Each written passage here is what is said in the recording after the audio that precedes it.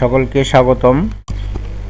ইতোমধ্যে আপনারা নির্দেশনা পেয়েছেন যে এখন থেকে কোনো সদস্য ক্লোজ করা যাবে না,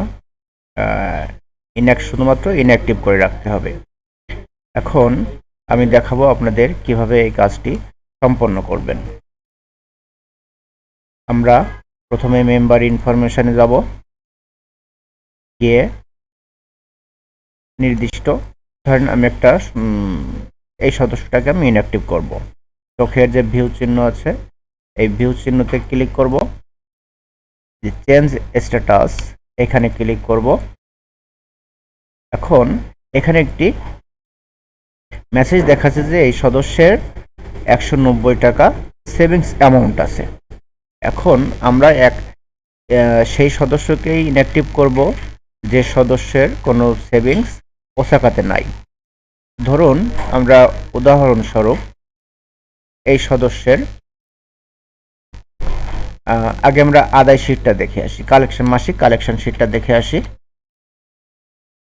3.12/2026 জানুয়ারি, সানডে। ধরুন আমি একটা সমিতি সিলেক্ট করলাম, নির্দিষ্ট সমিতি শো করলাম। আমি এই সদস্যটাকে ইনঅ্যাক্টিভ করব, কিন্তু এর 190 টাকা সঞ্চয় আছে এবং কালেকশন শিটে এর নাম আছে। তাহলে আমাকে এখন প্রথম কাজ হবে এই সদস্যের সেভিংস ফেরত দেওয়া, অর্থাৎ সেভিংস ফেরত দেওয়ার পরে যে সদস্য থাকবে সেটাকে আমরা ডিলিট না করে বা ক্লোজ না করে ইনঅ্যাক্টিভ করে রাখবো। কিভাবে করব?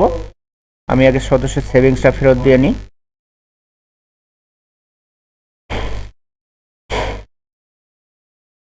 অ্যাড করলাম, এখানে সদস্য কোড দিলাম,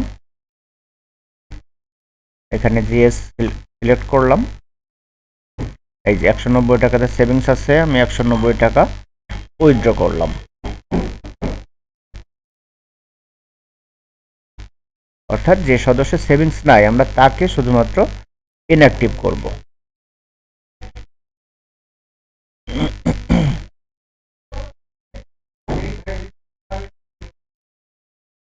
ট্রানজ্যাকশনটা অথরাইজ করব।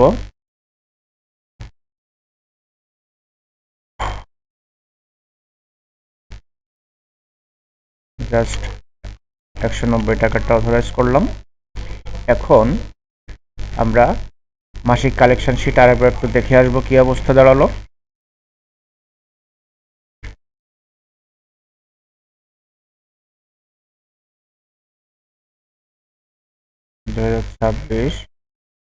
জানুয়ারি, সানডে, 63 নম্বর সমিতি। দেখুন সদস্যের নাম আছে কিন্তু তার নামে কোনো সঞ্চয় নাই, কিন্তু নাম রয়ে গেছে। এমন যদি কোনো সদস্য থাকে সেই সদস্য আমরা বাহির না করে দিয়ে বা ডিলিট না করে দিয়ে এটাকে ইনঅ্যাক্টিভ করব। কিভাবে করব এখন আমরা সেই কাজে যাচ্ছি। আমরা মেম্বার ইনফরমেশনে যাব, মেম্বার ইনফরমেশন, এখানে সদস্য কোড দিয়ে সার্চ দেব, ভিউ চিহ্নতে ক্লিক করব। এই দেখেন এখানে লেখা আছে স্ট্যাটাস অ্যাক্টিভ, তার ডান পাশে আছে চেঞ্জ স্ট্যাটাসে ক্লিক করব। এখানে যে মেসেজটা আসছে, are you sure want to change status of this member, অর্থাৎ আপনি এই মেম্বারের স্ট্যাটাসকে চেঞ্জ করতে চান, মানে অ্যাক্টিভ আছে এটাকে কি ইনঅ্যাক্টিভ করতে চান? Yes, submit.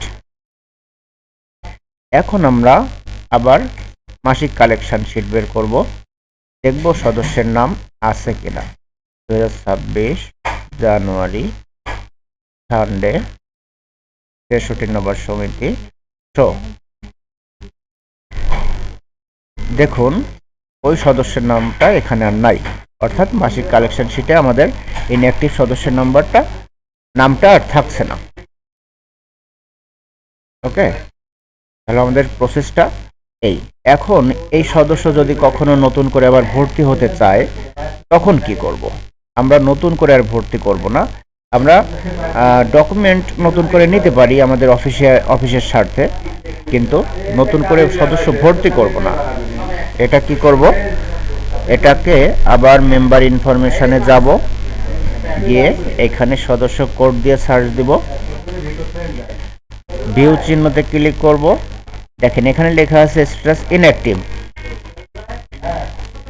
এই ডান পাশে চেঞ্জ স্ট্যাটাসে ক্লিক করব।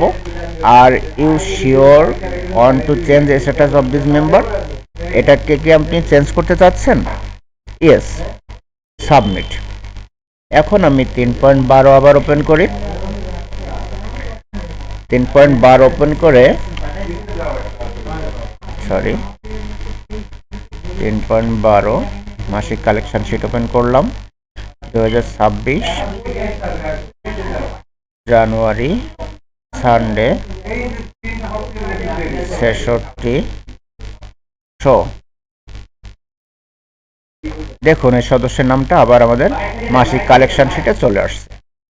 ঠিক আছে, এই হচ্ছে আমাদের স্ট্যাটাস চেঞ্জ করার সিস্টেম, অর্থাৎ অ্যাক্টিভ সদস্যকে ইনঅ্যাক্টিভ করা এবং ইনঅ্যাক্টিভ সদস্যকে অ্যাক্টিভ করার নিয়ম। ধন্যবাদ।